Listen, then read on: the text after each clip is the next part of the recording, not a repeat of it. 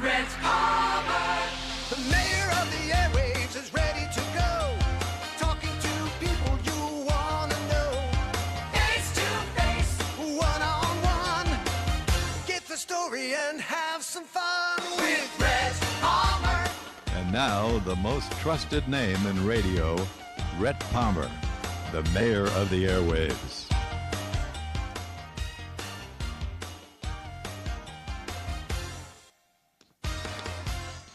Full circle, my success story of living with bipolar disease.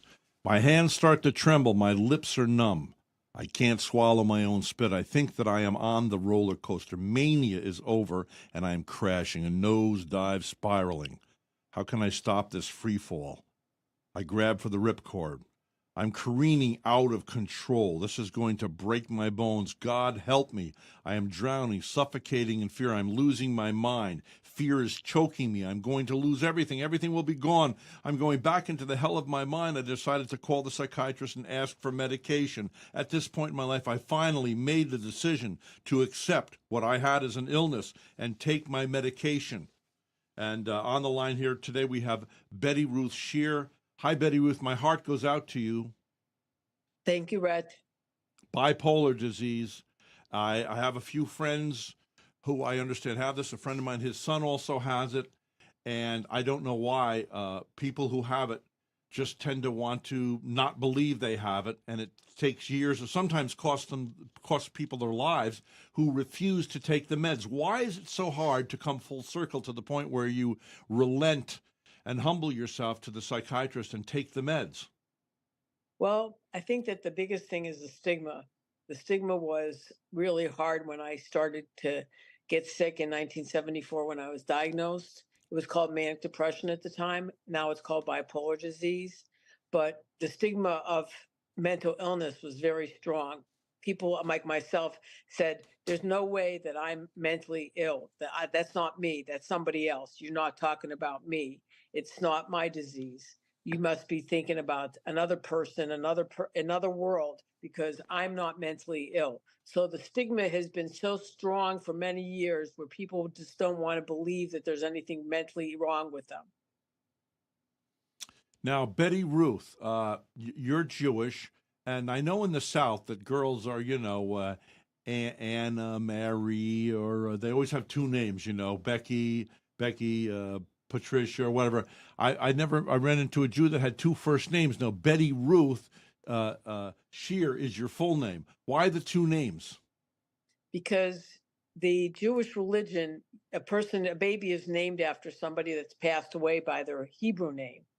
And my parents decided I was going to be named after two great-grandparents, two great-grandmothers, both that were killed in Auschwitz concentration camp.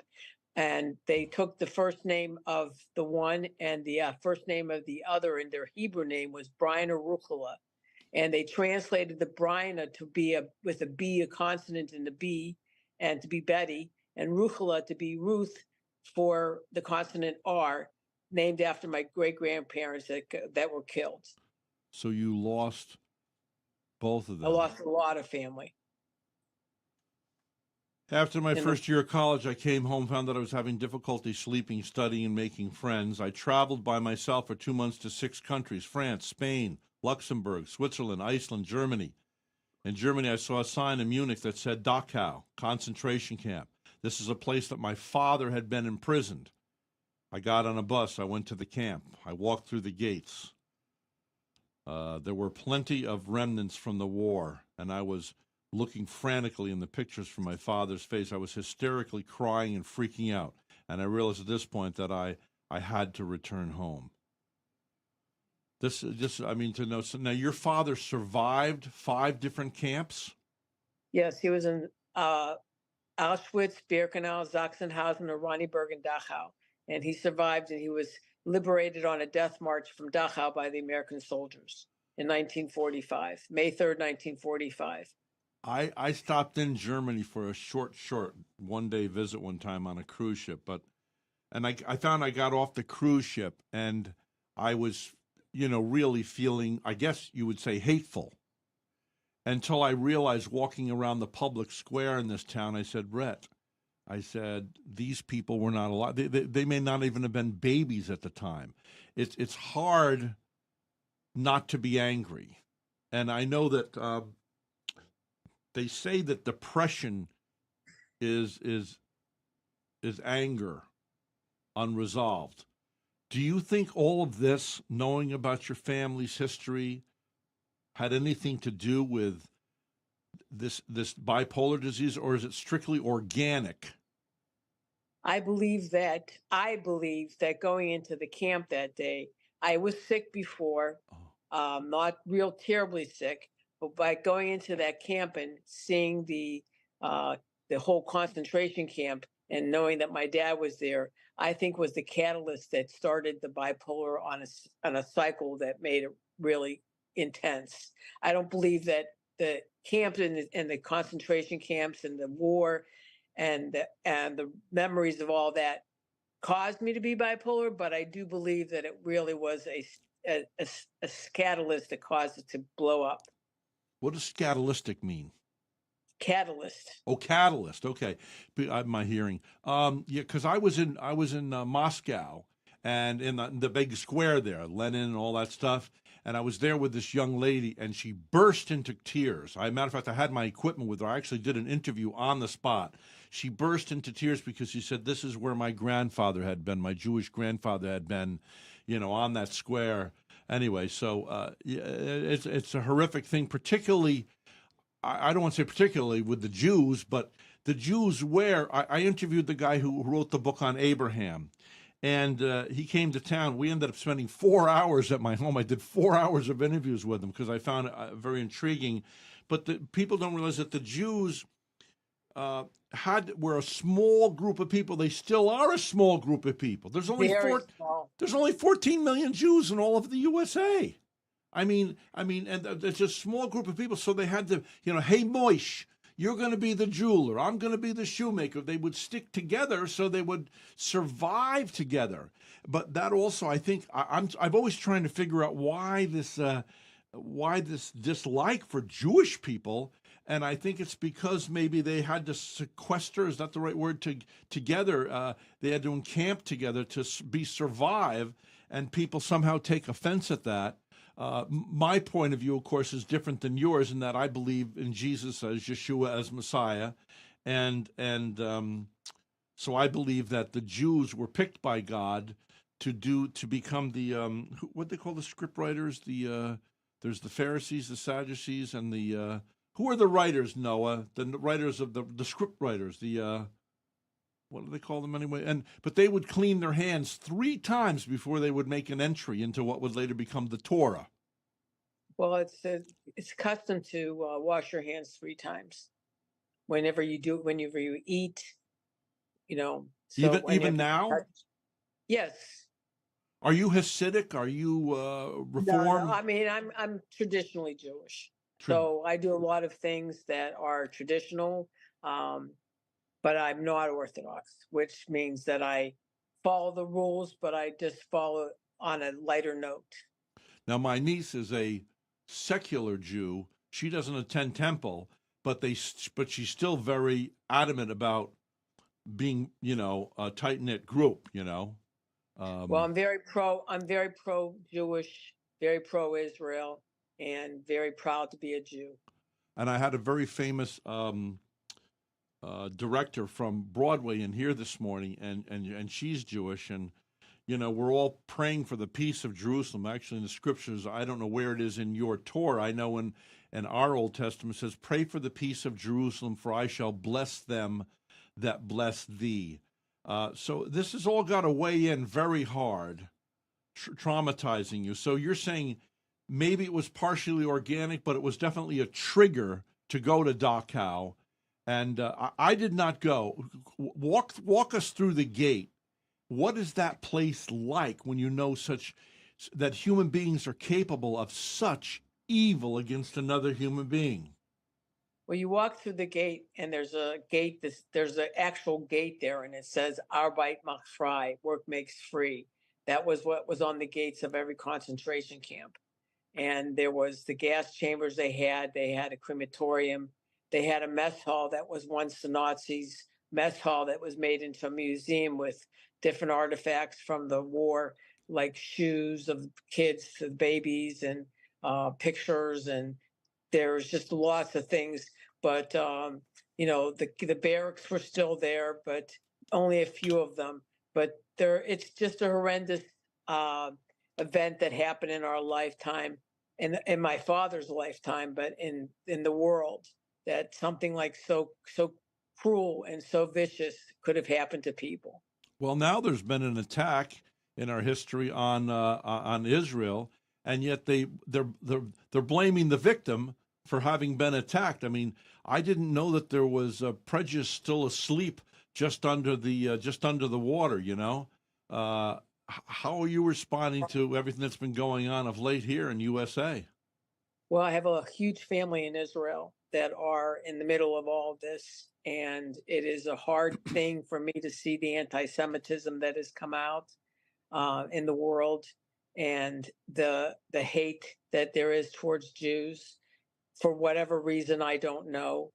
What happened on October 7th in Israel was horrendous. It was horrifying. It was as bad as the Holocaust. What they did to people, what they did to babies, what they did to women, and the hostages, the 134 hostages that are still prisoned and being sexually abused and being tortured and not let to go free. And it's a hard situation for the families of the victims of the Holocaust, of the October 7th event, and for the Jewish people themselves. Well, I ran into a young man in a clothing store down in Palm Beach Gardens, and he's 24 years of age. And we were talking, and he said, we haven't been being taught history. He didn't know any of the history. They don't know about the Holocaust. When Eisenhower, who was a general then, came upon Dachau or one of those, I forget which one he came on, and he saw this horror of horrors. He said to the cameramen, film all of this. All of you with cameras, take pictures, because some son of a bitch is going to come along in the future and say this didn't happen. I don't like to swear, but that's what he said, quote unquote. The future president of the United States said, some son of a bitch is going to come along in the future and say this didn't happen. How did Eisenhower know that? What a wise man. People don't believe it happened, and people don't deny what's happened in Israel on October 7th, and they're denying what happened in 1940s in Germany and in Europe to the Jewish people. There were 6 million Jews that were killed and slaughtered in a very vicious way that was unbelievable. Yeah, it's a horror. Well, anyway, so this may have been a trigger for you, and years later, you've written this book, Full Circle. And I wrote the book to help other people that are going through it, families that have members of their families that are going through it, to let them know that there's a rainbow at the end of a storm, that you can actually have a good life after something as hard as mental illness. I've been reading, you were a patient at a mental health clinic. Matter of fact, you were 15 years in and out of mental institutions, a dark-skinned woman with a bad attitude. What are you looking at, you bitch, she asked. Don't yell at me. I'm not looking at you. You're crazy. You crazy. And you are paranoid, I shouted. And she said, I'm going to cut your white face as soon as I find me a blade. That's the cue for the orderlies to come and drag us apart before the woman can maul me. I end up in isolation. But this time I'm tied to a bed with leather restraints. Why, I will be good, I promise, but it doesn't matter. Orderlies apply leather straps to my wrists, my ankles, across my chest. I'm completely immobile like a Thanksgiving turkey, powerless. I am in a prison cell. Yep. They did that. Why did you resist taking meds for so long? Because I didn't think there was anything wrong with me. I thought that what was happening in my mind was just life, and that there wasn't anything mentally wrong. I didn't want to be associated with somebody that was mentally ill. My friend's son is in jail again for like the umpteenth time. He's in his early 30s. He has this, but he refuses to take his meds. Yep. People, that have mental illness have a hard time accepting the illness, and they don't want to take it. They don't want to accept that they have something wrong with them. It's not them, it's the rest of the world.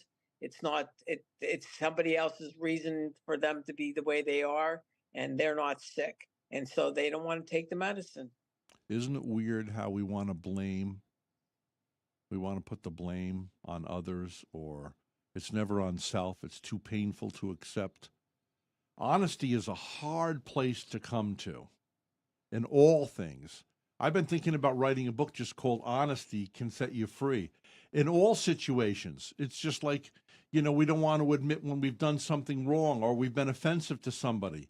It's so great I've learned late in life to go up and say, I just want to say I'm sorry. Or like I could never tell a guy, as a guy's guy, I could never go up to a guy and say, you hurt my feelings. Now if somebody says something, I say, well, you hurt my feelings. And they go, oh, well, I didn't mean it that way. Or they apologize. It's off my shoulders, where I could have carried that thing for the next 15 years being embittered towards that individual, maybe misconstruing the tone in an email or a text or face-to-face, Right. We all need to come to a place of honesty. But it is difficult. Easier said than done, right, Betty Ruth? That's absolutely true. Absolutely Now, true. why Took do you 15 think? years. Okay, I'm sorry, I interrupted you. Go ahead. What were you saying? No, it took me 15 years to accept my own state of mind. You have to come to a place of honesty, but you sure had to get beat up. 15 institutions? No, 15 years of in and out at 7 institutions. 7 institutions. Yep. Wha- My longest stay was 4 months in an institution, but I was in and out like a revolving door. Why would they release you if you weren't cured? Or did you fiend taking the medication or start to take it and then wean No, yourself off of it? Or I think that, at some point insurances don't let you stay in the hospital too long, and, insurance? they have to make a decision to let you out because insurances and hospitals, they have rules, and they think that they've got you to a point that you accepted it. And, Mhm. so mental health is a hard illness to treat. There's not too many people that have the patience to take care of patients, have the patience to take care of people that are patient, and to help them. And so it's a hard illness to treat. So I was in and out. My parents, put me in and out of the hospital because they were worried about my safety and the safety of others.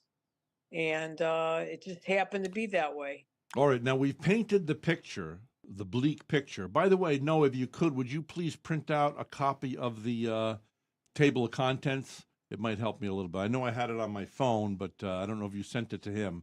But he says he doesn't have that. Okay, I must have been on my phone. What I want to know now, why do you think your book can deliver people, can emancipate people, can help them?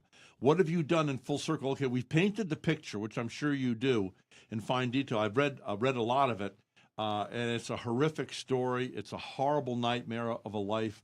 What are they going to gain? If, let's say somebody, a mother or father who has a child who has this, or someone who has it themselves, what are they going to get out of Full Circle? Well, Full Circle, I wrote the title of the book Full Circle because the first institution that I was institutionalized in was the Cleveland Clinic Foundation Hospital. And 50 years later, I'm a senior analyst at the Cleveland Clinic. That's ironic. Yeah, so I have a good position at the clinic. I've been at the Cleveland Clinic for 19 years now, working as a senior analyst and in a good position and a very trustworthy position with lots of responsibility. And so that was my full circle. But I think what it'll show to other people is that as bad as I had it, you can come out of it if you accept things and have and face the truth, and you can have a life. I've been to 40 countries since I've been ill, vacationing, and I've been working for 19 years. I've been a CPA. I went back to college. I graduated with cum laude with honors. Congratulations. Thank you. I passed my CPA exam the first time. How old? This is You don't after mind? May I ask you how old you were when you went back? In my 30s. Okay. And I passed my CPA exam the first time, and I've been working as a CPA for over 30 years. Really? And yeah, So I've done a lot of good things. I have a beautiful home. I have a beautiful car. I have lots of friends. I have lots of good family members that have been very supportive of me the whole way through. You know, I always So, resisted numbers. Don't ask me why. I'm not really good with numbers. But I have found later in life, it's funny you being it's oddly or what, funny, not haha funny, but that you are a CPA only because I find when I go by the numbers, which I've never done because I'm a rebel, I find like for our investments or whatever you're going through, it's actually very freeing because numbers don't lie. And you can be overwhelmed emotionally, let's say with debt. But when somebody goes through the numbers and said, well, if you'll do this, this, this, and pay this off slowly here and do this here, you can also be freed by those numbers instead of letting them be an emotionally overwhelming. How many people commit suicide when, if they could only see the light of the numbers that would set them free, correct? correct. Yeah. And I'm sure you've had many samples of people like me that you've helped. Well, I think that I've done a lot of book signings. Done a lot of speaking engagements. I've donated my books to many mental health facilities. I've talked to mental health facilities, colleges, bookstores, hospitals, libraries, and I found that there's been many people that came up to me that have mental illness in their family or they are mentally ill themselves, and really reached out to me and felt a great bond with me because they felt there was something that I gave them that gave them hope. Now, And that was what I was wanting. this was your escape to serve others. Well, I think it was my mission. Yeah.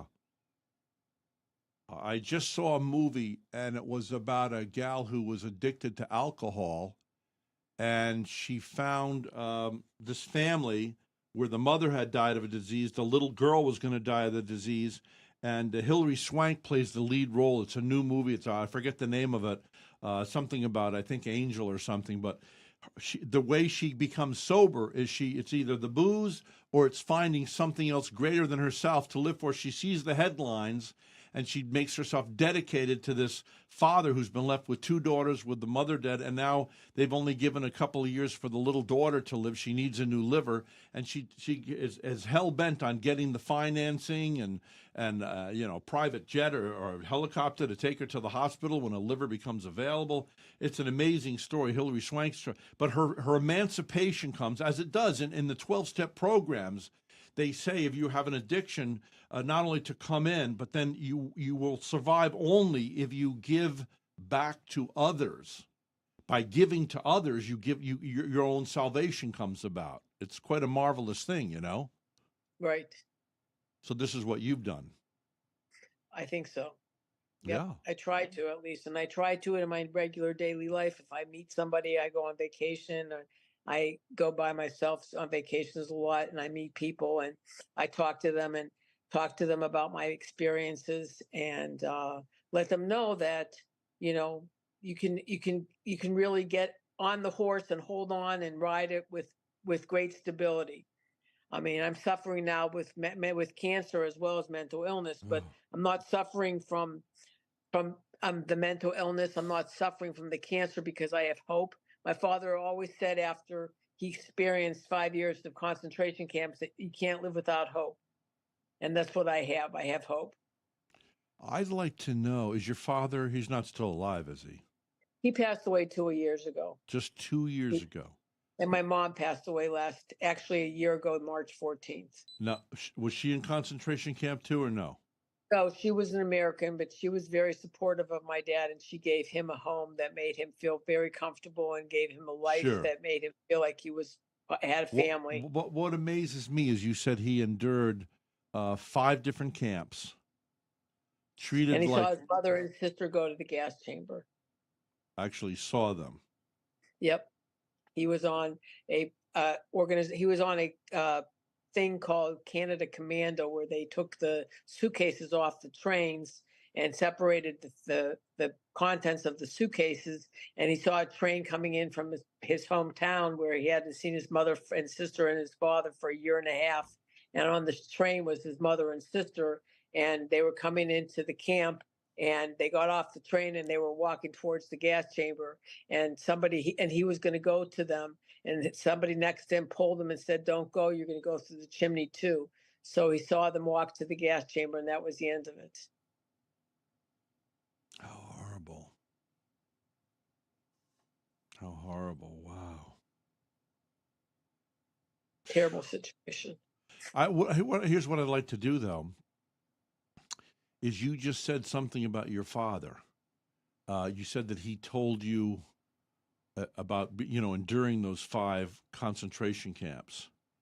When you touch the fire of hell like that, and people survive it, they usually gain a great compassion and almost a godly character.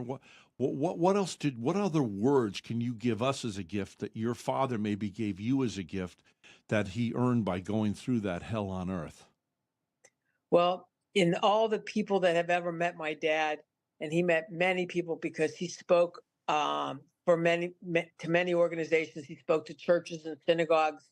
He did the Steven Spielberg show, which is the Remembering the Survivors of the Holocaust, their stories. It's an archive that Steven Spielberg put Yes, together. I probably saw your dad.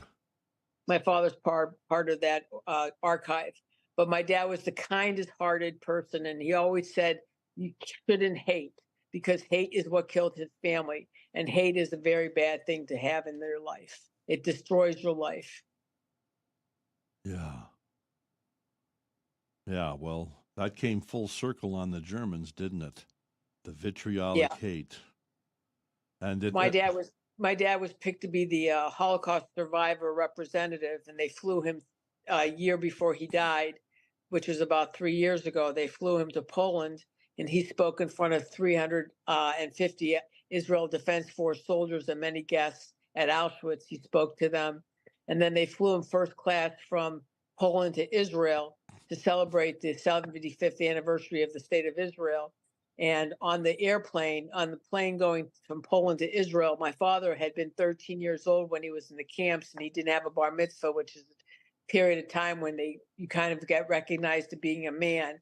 So on the plane from Poland to Israel, they gave him a bar mitzvah with a rabbi and a Torah, and they got him to Israel. They danced with him on their shoulders. He met the president of Israel. He met the prime minister of Israel, and he was given a lot of honors. But he had gone through a lot in his life that made him to have to experience such a horrible, vicious situation as what was happening in the concentration camps. Well, little girls generally are very connected to their daddies. So do you think you having knowledge of this and then going to that concentration camp triggered you? Yes, absolutely. Absolutely.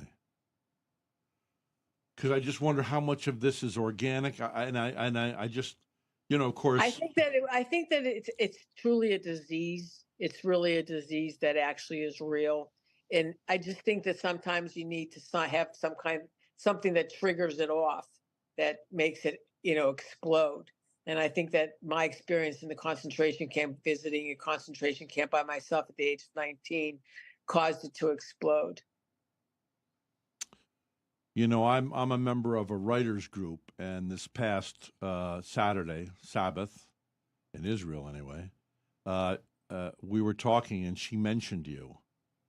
And I just want to say you responded immediately, and you're very user friendly. And I have to say thank you, Betty Ruth Shear. The title. Now, where can people get a copy of Full Circle? Well, if you go on Amazon, you can get the copy of Full Circle on Amazon, but choose me as the seller, because I will sign the book for you if you choose me as the seller, because there's other people on Amazon that are selling my book. Okay. So choosing me by being the seller, I can sign the book and personally notice you as the buyer, and I will send the book out to you. What's the subtitle? It's Full Circle. What's the subtitle? My success story living with bipolar disease. My success story of living with bipolar disease. Now, listen, ladies and gentlemen, if you've caught some of this on YouTube or Facebook or other platforms, please write down, go to the Rhett Palmer podcast. It'll be on there like a library and on demand. If you know someone who has bipolar or thinks they have bipolar, if you are a recipient of bipolar or having a hard time admitting it, having a hard time taking your meds, or know someone that's having a hard time, this could be a lifesaver. So please go to Rhett Palmer's podcast and listen to the broadcast or share it with others. Get the book, Full Circle. And again, the full title is Full Circle. My success story living with bipolar disease. Betty Ruth Shear. Now, is there anything that I've neglected to broach, any subject during this short interview? And maybe we'll do another in the future, but is there anything else you wanted to say before we say goodbye today? I just want people to know that they should be able to reach out to other people that have their families for support, their friends for support, not to hide in a closet and take on the evils of this disease by themselves, that they should reach out, and that there's hope and there's promise in life that God has given us to have a good life and to experience a good life. Now, you say God, and Yes. whether you're Jewish or Christian or whatever you are, how did you not be embittered towards God?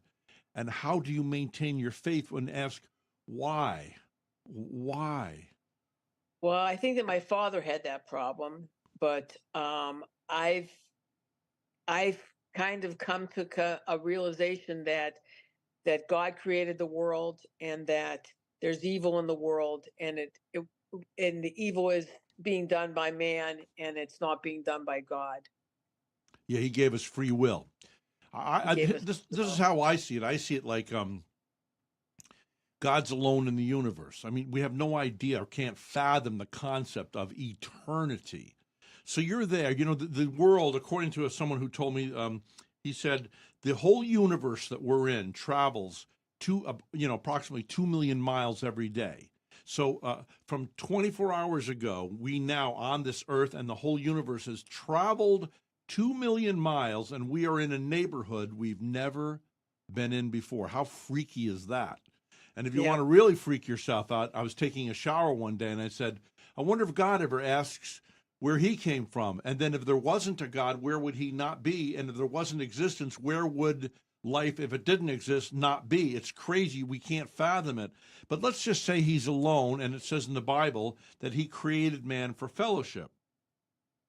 But he didn't want to create robots because there'd been some sort of a rebellion, obviously, with Adam and Eve and that whole thing. I don't know if it's an allegory or that really went down exactly like that, but whatever. And so there's a rebellion against God. And he says, okay, let's see how you do. You've eaten from the tree of life and death. It's in your Torah, right? And Right. Genesis, let's see how you get on without me. And then people go, why is there rape? Why is it? And God says, yeah, why is there? Now, there does seem to be one little caveat, and that is, if you'll fall into, I call it satellite positioning. I don't know why, but if you'll fall to your knees in humility and contriteness, that sometimes he will intervene. Why sometimes yes, why sometimes no, I don't know. But like you said, it's not God that does these things. It's that he's given free will to man, so we can check it out and find out, how do we get on? How well are we doing going by our own will instead of thy will be done, Right. Yeah. Well, listen, thank you for talking and listening to me and speaking to all of It's us. been a pleasure, and I thank you very much for having me on your podcast. Well, I think you're wonderful for doing this. I think you're a giver. God bless you, Betty Ruth Shear. And the title of the book is Full Circle. Again, the subtitle, which I can't read, is? My success story living with bipolar disease. All right. So Thank you so much, Brett. God bless you also. Okay,